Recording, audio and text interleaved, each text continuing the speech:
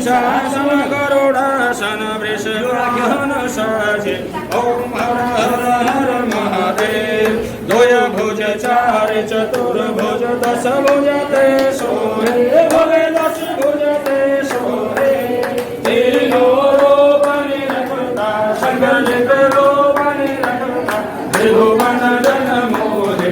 ओम हर हर हर महादेव। माला बन माला मुंड माला रे। भोले मुंड माला रे। चंदन मृगमद सोहे चंदन मृगमद सोहे। भोले शुभकारी। ओम हर हर हर महादेव।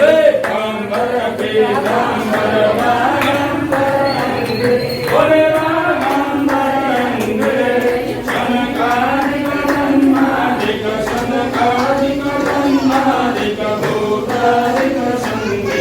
ओम हर हर हर महादेव। चक्रवर्ती सुदर्शनता भोले चक्रवर्ती सुदर्शनता शुभ करता जगभरता जगपालन करता। ओम हर हर हर महादेव। ब्रह्मा विष्णु सदा शिव जानत अविवेका भोले जानत अविवेका।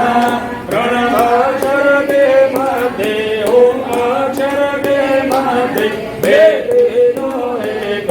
ओम हर हर हर महादेव। श्री में विश्वनाथ विराज नंदो ब्रह्मचारी भोले नंदो ब्रह्मचारी निसउठ भोग। ओम हर हर हर महादेव। निर्गुण स्वामी जी की आरती जो कोई नर गावे भोले प्रेम सहित गावे। कहत शिवानंद स्वामी कहत हरिहर स्वामी मन वांछित फल पावे। ओम हर हर हर महादेव। ओम जय शिव ओंकार भोले हर शिव ओंकार भोले पार्वती का प्यारा ब्रह्मा विष्णु सदा शिव भोले भोलेनाथ महादेव हरे नाम गिरिधार। ओम हर हर हर महादेव। कर्पूर गौरम संसार सारम भुजगेन्द्रहारम भवं भवानी सहितं नमामि। त्वमेव माता च पिता त्वमेव त्वमेव बन्धुः च सखा त्वमेव त्वमेव विद्या द्रविणं त्वमेव त्वमेव सर्वं मम देव देव। ॐ पापं पापहरं पापं पापसम्भवं त्रायं पार्वतीनाथ सर्वै पापहरो भव। गतं दुःखं गतं पापं गतं दानि सुखसम्पत्ति पुण्योऽहं तव पूजनं पुण्योऽहं तव दर्शनं। हरि रखो फूल लेके हाथ जोड़ो। फूल लेके हाथ जोड़ो। ओम महाजगैन जगमय दंत देवास्थानि धर्माणि प्रथमान्य संदेहनागं महिमान सजन्त जत्रः पूर्वे साध्याः सन्ति देवाः। ओम राजाधिराजाय प्रसह्य शाहिने नमो वयं नमो वयं वै श्रवणाय गुरुमहे। समे कामान् कामकामाय मह्यं कामेश्वरो वै श्रवणो ददातु। कुबेराय वैष्णवाय महाराजाय नमः। हरिः ओम। एकदन्ताय विद्महे वक्रतुण्डाय धीमहि तन्नो दन्ते प्रचोदयात्। ओम तत्पुरुषाय विद्महे महादेवाय धीमहि तन्नो रुद्र प्रचोदयात्।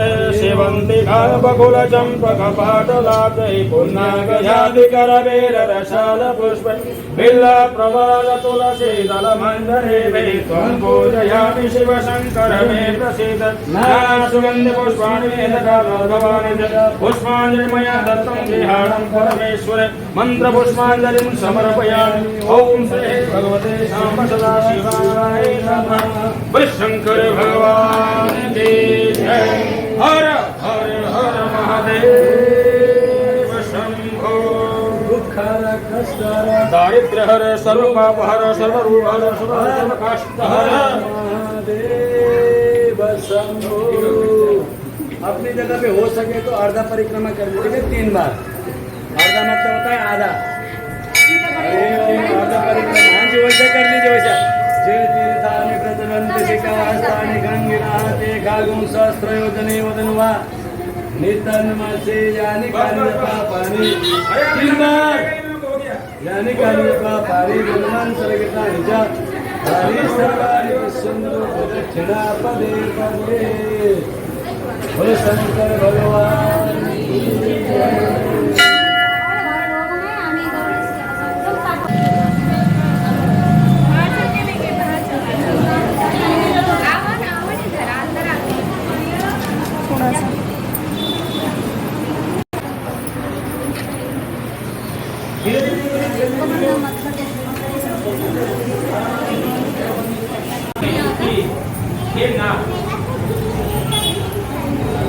आप यदि मन और मन से रहित हैं, आपकी माया का कोई भार नहीं है।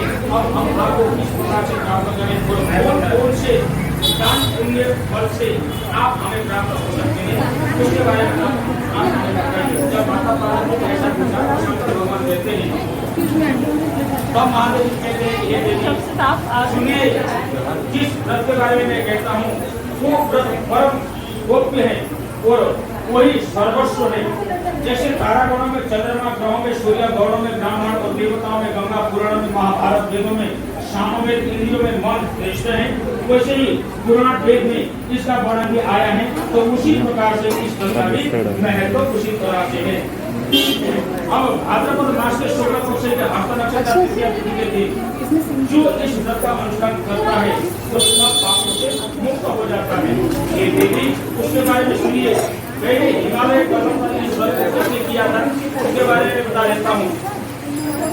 तब पार्वती जी कहती है कि हे प्रभु, हे भगवान, इस व्रत को पहले मैंने नहीं किया था, कोई किसने किया था, उसके बारे में आप हमें बताइए। तब शंकर भगवान कहते हैं कि एक बात थे, आर्यवर्त में हिमाचल नामक एक पर्वत है जहाँ पर अनेक प्रकार के पक्षी रहा करते हैं, अनेक प्रकार के दृश्य आदि जहाँ पूजा किया करते हैं, जहाँ देवता गंधर्व सहित किन्नर आदि सिद्धजन रहा करते हैं, गंधर्व पर प्रसन्नता पूर्वक गान लिया करते हैं, वहाँ होने को वो इच्छा रहता है। मुझे तुमने बाल्यकाल में इसी स्थान पर घोर तपस्या किया था। तुमने 12 साल तक नीचे की ओर मुख करके और फिर 64 वर्ष तुमने केले के पत्ते का भोजन करके इस तप को किया था। माघ के महीने में जल में रह करके तथा वैशाख के महीने में अग्नि में प्रवेश करके तुमने इस तप को किया था। श्रावण के महीने में बाहर खुले में निवास कर अन्न जल त्याग करके तुम इस को करते रहे, इस अनुष्ठान को करते रहे तो तुम्हारे ऐसी कष्ट को देख करके तुम्हारे पिता को बड़ा कष्ट हुआ। तुम्हारे पिता हिमाचल को बड़ा ही कष्ट हुए। वे चिंतातुर होकर के सोचने लगे कि मैं इस कन्या को किसके साथ विवाह कर दूं जिससे ये सुखी रहे। तो उसी समय में देवर्षि नारद जी वहां पर आ पहुंचे और देवर्षि नारद ने तुमको देखा और तुमको देख करके वो देवर्षि नारद तुम्हारे पिता हिमाचल के यहाँ चले गए। अब देवर्षि नारद को आते हुए देख करके हिमाचल ने उनको आसन देकर के सम्मान पूर्वक वहाँ पर बिठाया और कहा कि हे मुनिवर, आज आपने यहाँ तक आने का कैसे कष्ट किया है, किस काम से आप यहाँ पर आए हैं। आज मेरा अहोभाग्य है कि आपका शुभागमन मेरे घर पर हुआ है। बताइए कि आपका यहाँ पर आगमन किस कार्य से हुआ है। तब नारद जी कहते हैं कि हे गिरिराज, मैं विष्णु भगवान का भेजा हुआ दूत बन करके तुम्हारे पास आया हूँ। तुम मेरी बात सुनो और आप अपनी कन्या का विवाह भगवान विष्णु के साथ में कर दो। ब्रह्मा, इंद्र, शिव आदि देवताओं में विष्णु ही सबसे सर्वश्रेष्ठ है, इसीलिए तुम मेरी बात मान लो और अपनी कन्या का विवाह विष्णु भगवान के साथ में कर दो और अपनी कन्यादान उनको दे दो। तब नारद मुनि की ऐसी बातें सुनकर के हिमाचल कहते हैं कि हे भगवान, अगर स्वयं वासुदेव मेरी पुत्री का वर्ण करना चाहते हैं तो मुझे कोई आपत्ति नहीं है। मैं उनके साथ में अपनी कन्या का विवाह करने के लिए बिल्कुल तैयार हूँ। अब हिमाचल की एक बात सुनकर के देवर्षि नारद जी भी प्रसन्न हो गए और वहाँ से वो आकाश मार्ग से अंतर्ध्यान हो गए और शंख, चक्र, गदा, पद्म एवं पीताम्बरधारी श्री विष्णु भगवान के पास जा पहुँचे। नारद जी ने वहाँ पहुँच करके भगवान विष्णु को हाथ जोड़ करके ये कहा कि हे प्रभु, आपका कार्य सफल हुआ है और आपका विवाह निश्चित हो गया है। यहाँ हिमाचल ने भी प्रसन्नता पूर्वक अपने पुत्र से कहा कि हे पुत्री, मैंने तेरा वरण भगवान विष्णु के सामने करने के लिए मैंने वचन दिया है। अब पिता की ऐसी बातें सुनकर के माता पार्वती बड़ा ही दुखी हुई और वो अत्यंत ही विलाप करके रोने लगी। अब उसको विलाप करते हुए देख करके माता पार्वती की सखियां ये पूछती है कि हे पार्वती, तुम क्यों रो रही हो, तुम क्यों दुखी हो रही हो, तुम्हारे दुख का कारण क्या है, तुम हमें बताओ।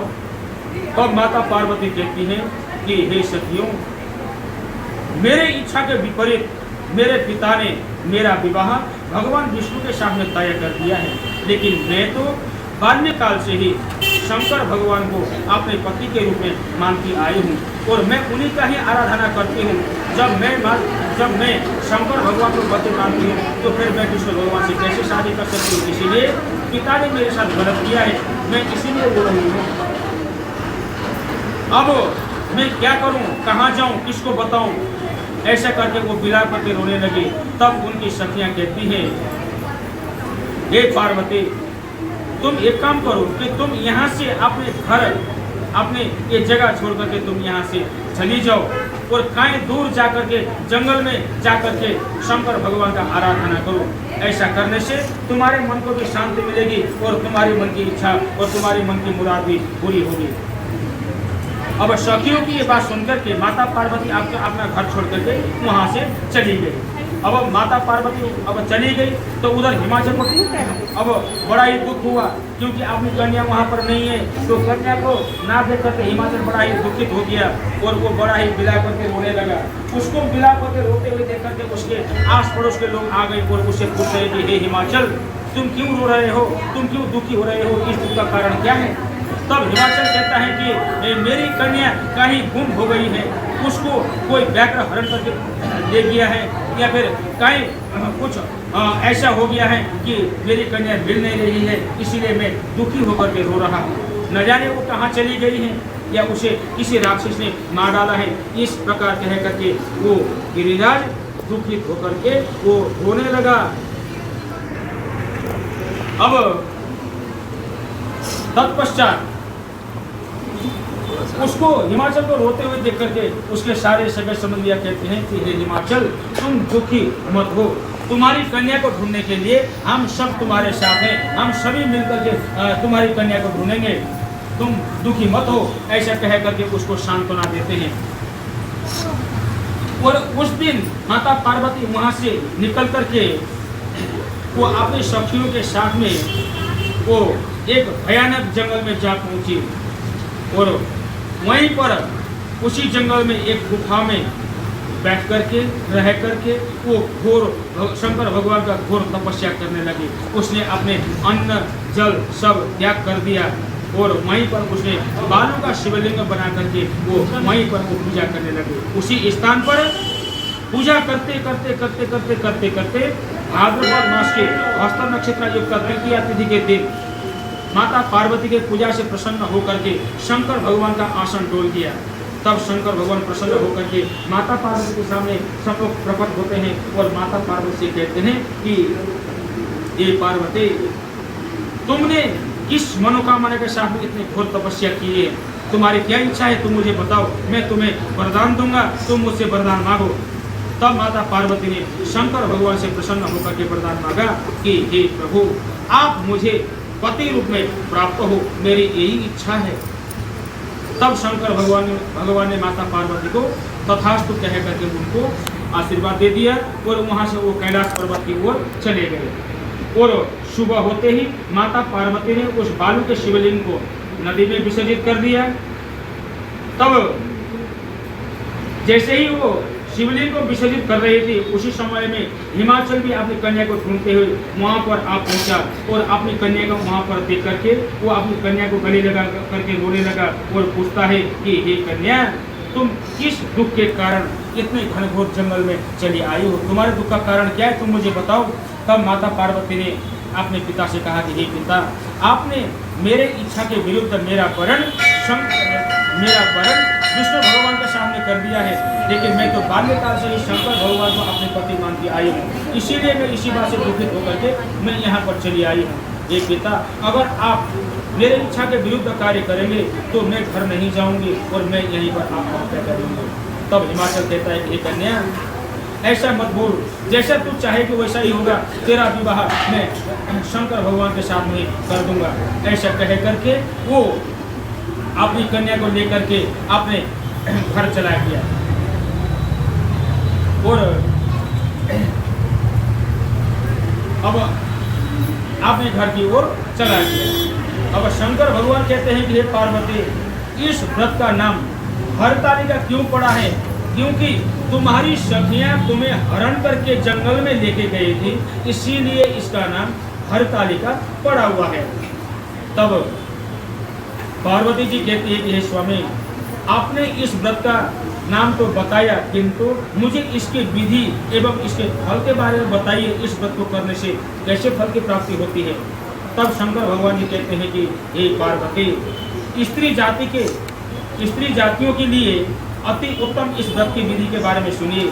सौभाग्य की इच्छा रखने वाली स्त्रियां इस व्रत को विधि पूर्वक करें।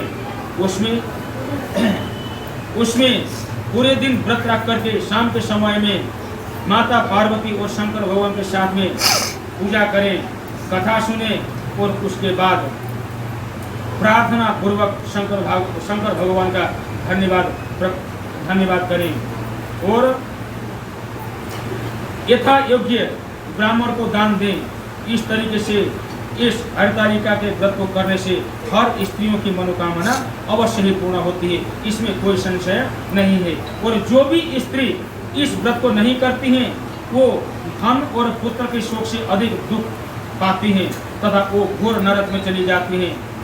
इस दिन अन्नाहार करने वाले शुकरी, फल खाने वाले बानरी तथा जल पीने वाले टिटहरे, शरबत पीने वाले जोंक, दूध पीने वाले शबरी, मांस खाने वाले मुर्गी तथा मुर्गियाँ जन्म पाती है। स्त्रियों को परलोक सुधारने के लिए इस व्रत को अवश्य ही करना चाहिए।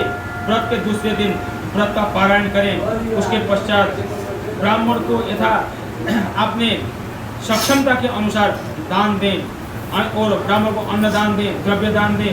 इस व्रत को करने वाली स्त्रियां शंकर भगवान के समान पति को प्राप्त करती हैं और अंततः पार्वती माता की तरह वो भी स्वर्ग को चली जाती हैं और इस सांसारिक सुख को भोग करके परलोक की ओर चली जाती हैं। हजारों अश्वमेध यज्ञों के करने से जो फल प्राप्त होता है, वही फल सिर्फ और सिर्फ इस हरतालिका के व्रत को करने से स्त्रियों को प्राप्त होता है। ये देवी यहाँ पर हरतालिका के व्रत के कथा के बारे में वर्णन किया गया है, जो कि समस्त मनुष्यों के समस्त पापों को नाश करने वाला है। इति स्कंद पुराणे शिव महापुराणे नाम हरतालिका व्रत कथायां नाम है समाप्त। इति शंकर भगवान की जय।